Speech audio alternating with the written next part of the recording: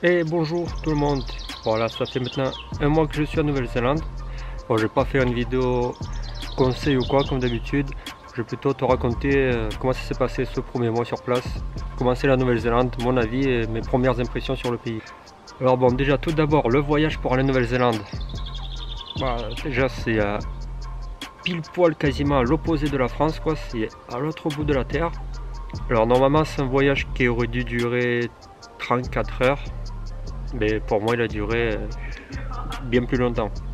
Du coup voilà, je suis parti de Marseille, je suis allé à Francfort. À Francfort, je devais prendre mon vol pour Hong Kong et je rate le vol. Bon, du coup je vais au bureau de Lufthansa, ils me disent bon ben il n'y a pas de vol avant demain. En fait il y a un seul vol par jour pour Hong Kong. Du coup il a fallu que je paye 400 € pour changer le billet au lendemain. Le billet à la base, donc c'était Lufthansa, moitié Air New Zealand. Donc Marseille, Francfort, Hong Kong, Auckland, Queenstown. Ça m'avait coûté 750 € je crois. Et au final, il me revient à 1150. Ça fait un peu cher pour un billet juste aller. Hein. En plus, à Francfort, la nuit, tout est fermé. Tu vois, c'est pas comme en Asie. En Asie, tout est ouvert. La nuit, les restaurants, les magasins, tout ça. En Europe, non. Du coup, c'était un peu chiant, il n'y avait rien à faire. J'étais tout seul dans l'aéroport. Enfin, ici, il y avait moi et les femmes de ménage, quoi, c'est tout. Bon, bref, donc ensuite, j'enchaîne mon vol pour Hong Kong. À Hong Kong, je reste juste à peine 1 heure. Donc, le vol Francfort-Hong Kong, c'était 11 heures. Ensuite, Hong Kong-Auckland, pareil, 10 heures. Là, ce vol-là, j'ai pas eu de chance du tout. J'étais sur le siège au milieu. J'avais pas de place, j'étais comme ça pour manger et tout. J'arrive à Auckland, j'avais mal à la tête, mal à la nuque. J'avais pas dormi, j'étais fatigué. À Auckland, il fallait encore attendre 2 heures pour prendre le vol jusqu'à Queenstown. Ensuite, enfin arrivé à Queenstown, donc quasiment plus de 2 jours plus tard, quoi, 3 jours après mon départ. Ouais, je suis parti dimanche soir, je suis arrivé mercredi après-midi. Donc voilà, arrivé à Queenstown, première impression. Alors, ce qui frappe en premier, c'est la nature. C'est super magnifique. Quand tu atterris, je crois que j'avais lu sur un article que justement l'arrivée à Queenstown, quand tu as un avion, c'est que les pilotes ils ont voté pour une des plus belles arrivées. Une superbe vue, tu as toutes les montagnes avec les sommets enneigés, les lacs, tout ça. Donc bon, après la ville en elle-même, Queenstown, c'est tout petit, il n'y a rien de spécial quoi, c'est une ville touristique. Mais voilà, la nature qui est autour, c'est super beau. Donc voilà, là j'ai pris une semaine de backpack. Pareil, je crois que ça m'a revenu à 250 $ néo-zélandais. Dollars néo-zélandais et australiens, c'est à peu près la même chose. Donc on va dire 250 $ australiens, c'est pareil. Et donc pendant ma première semaine, je me suis occupé de tout ce qu'il fallait s'occuper en arrivant, quoi. Donc carte SIM, banque, numéro IRD. Ça marche pareil que pour l'Australie, quoi. Quand tu arrives, là, il te faut ton numéro néo-zélandais, ta banque néo-zélandaise pour recevoir ton salaire et ton numéro de immatriculation d'impôt, quoi. IRD, ils appellent ici en Australie, c'est le TFN. Juste ici, il y a un seul truc plus chiant qu'en Australie, c'est qu'en Australie, tu arrives dans une banque, tu dis je veux ouvrir un compte bancaire, ils te l'ouvrent là maintenant de suite sur place. Là, il faut prendre rendez-vous. Et attention, prévois bien le coup. Je sais pas si c'est une bonne idée de faire comme moi, d'arriver directement à Queenstown en plein été. Parce que c'est une ville super petite, donc chaque banque a une seule branche. Là, ANZ, ils ont une seule branche, Kiwi Bank, ils ont une seule branche. Et il y a énormément de monde, énormément de backpackers, énormément de touristes. Donc, j'arrive dans une banque, première chose, ils me disent quoi? Ok, on n'a pas de rendez-vous avant janvier 2019.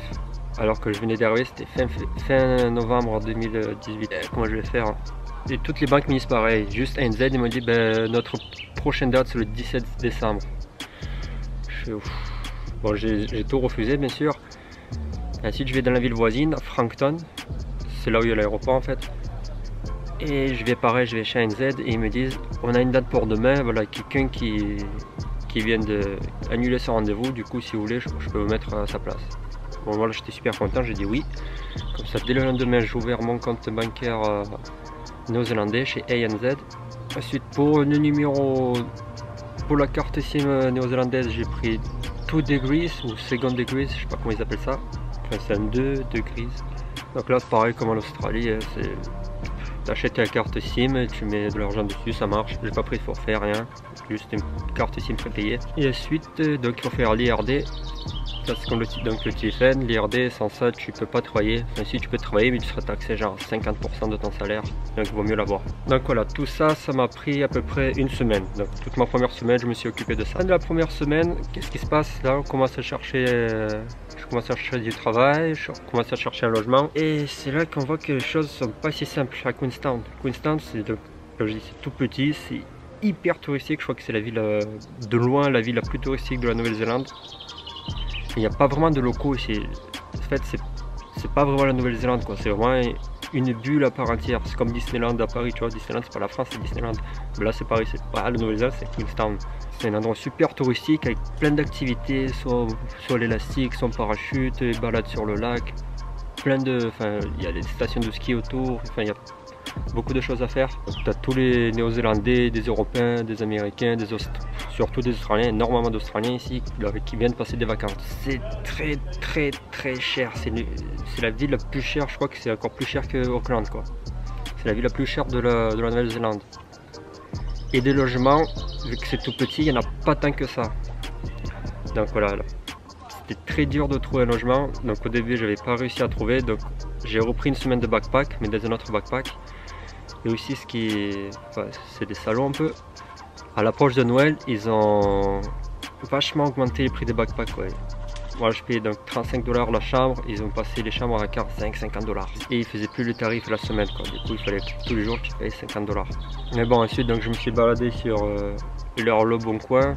Trade-Me, je crois que ça s'appelle. Trade-Me, c'est comme le Gumtree en Australie. Donc voilà, j'ai vu une annonce pour une chambre, enfin pour une chambre, pour un lit dans une chambre partagée, 180 $ la semaine. Je suis allé voir, c'est là où je suis en ce moment. Bon, en fait, c'est une maison. Je pense que bon, ce genre de maison, ça existe qu'en Nouvelle-Zélande et qu'en Australie, quoi. Ils ont réussi à mettre 16 personnes dedans et le loyer, donc, ils paient genre entre 170 et 180 la semaine. C'est pas cher pour Queenstown, donc je pense pas qu'à Queenstown vous trouverez moins cher, mais pour la maison que c'est, s'il se trouve dans un autre endroit que Queenstown, je pense, c'est super cher pour ce que c'est. J'ai un collègue justement qui est parti de Queenstown dans une autre ville, il m'a dit qu'il paye la moitié le prix de son loyer. En fait, ce qui est marrant dans cette maison, c'est que bon, en bas, tu as les chambres normales, et en haut, en fait, c'est un grand grenier. Ils ont juste mis des placos, quoi, tu vois, pour séparer, pour faire des séparations. Ils ont créé des chambres, quoi. Mais bon, du coup, il n'y a aucune isolation, il n'y a rien, quand tu entends tout ce qui se passe. Bon, on va pas se plaindre. À Queenstown, on peut pas trouver moins cher que ça. C'est pas très loin de la ville. Je suis à 20 minutes de la ville, donc ça va. Et les gens dedans sont plutôt sympas. Ouais, il y a 15-16 personnes dans la maison. C'est comme un mini backpack. Bon, ça va. Bah, du coup, ça fait une ambiance plutôt cool, vu qu'il y a que des jeunes, tout ça, des voyageurs. Moi, j'aime bien. Si tu comptes venir à Queenstown un jour, ne débarque pas en plein été comme ça. Tu n'auras pas beaucoup de chances de trouver un logement. Ou alors, si tu en trouves un, il sera hyper cher. Pour la recherche du taf, alors ça aussi, ça m'a plutôt surpris, mais agréablement. C'est hyper facile. T'as même pas besoin de forcer. Donc pareil, attention quand tu arrives, n'arrive pas à fin décembre, parce que là maintenant c'est très dur de trouver du taf en ce moment. Je regardais un peu, il n'y a plus personne qui recrute. Mais voilà, si tu arrives comme moi fin novembre, début décembre, tu marches dans la ville, toutes les boutiques, tous les restaurants, tous les trucs, il y a marqué staff wanted, staff wanted, staff wanted. T'as plus qu'à aller faire du porte-à-porte et tu peux trouver très facilement. Voilà, moi je m'appelle le jour où je commençais à chercher du travail.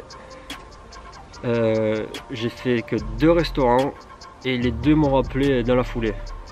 Comme ça, bon. Un, j'ai pas répondu parce qu'en fait j'avais pas aimé son emplacement. L'autre, j'ai répondu, j'ai fait un essai et après l'essai, ça m'a pas plu, j'ai refusé.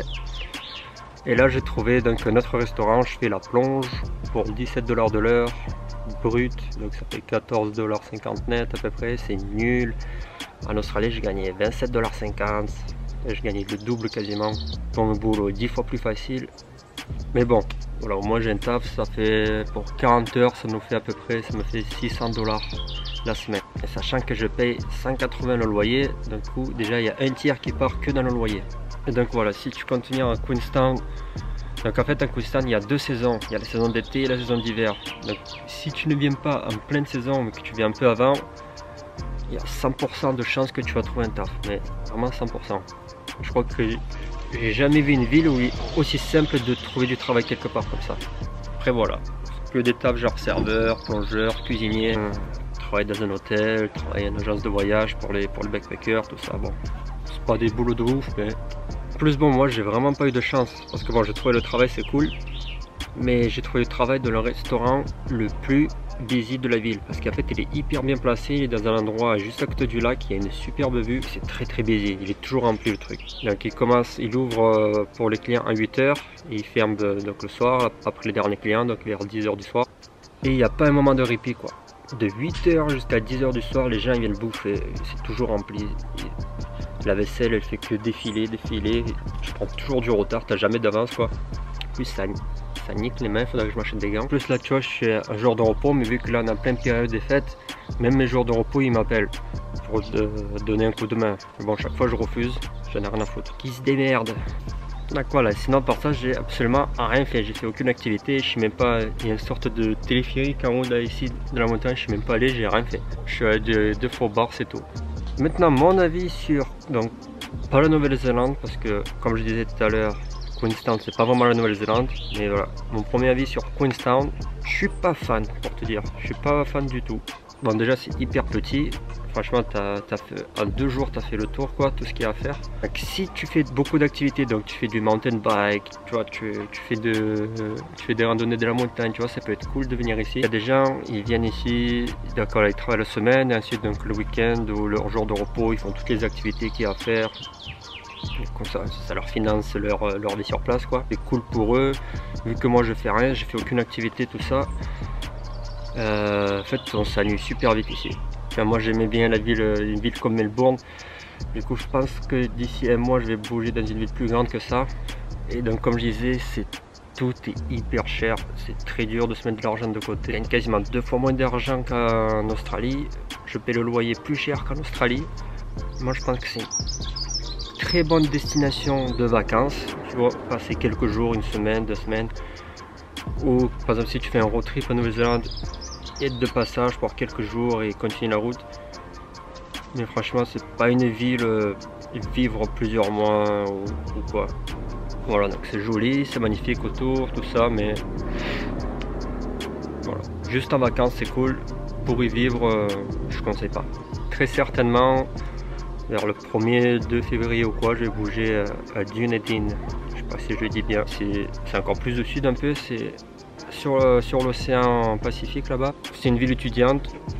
Je sais pas, j'ai regardé la taille, ça fait un peu penser Montpellier. Donc 5000 habitants, dont 20 000 étudiants. Proportion de Montpellier un peu, ça a l'air pas mal. Du coup voilà, je vais tenter ma chance là-bas. Donc voilà ce qui en est pour mon premier mois en Nouvelle-Zélande, mon premier mois à Queenstown. Prochaine fois j'essaierai d'aller faire un tour en ville avec la caméra, comme ça je te montre un peu comme c'est. Tu vois, le lac il est super joli. Bon, maintenant que je suis en Nouvelle-Zélande, la chaîne va se diversifier un peu. On va parler d'Australie, toujours encore un peu parce que j'ai encore 2-3 trucs à raconter, mais par la suite de moins en moins. Et bon, en tout cas là, la prochaine vidéo ça sera sur Darwin.